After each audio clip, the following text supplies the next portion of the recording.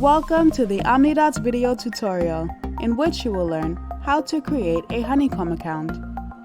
Please go to Omnidots.com and click on the yellow login button in the upper right corner. By clicking the login button, you will be transported to the Honeycomb web platform. Click on the yellow button, register, and take a look. Start by filling in your first name, then your last name. Type in your email address. Now choose a username using only letters, numbers, dashes, or underscores. Create a safe password and retype this.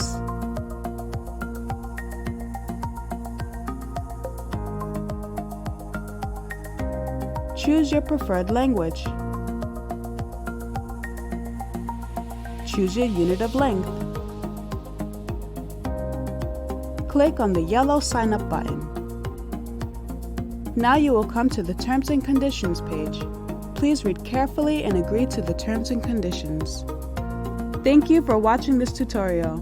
Please check our Frequently Asked Questions page or click on the chat box at omnidots.com if you have any questions.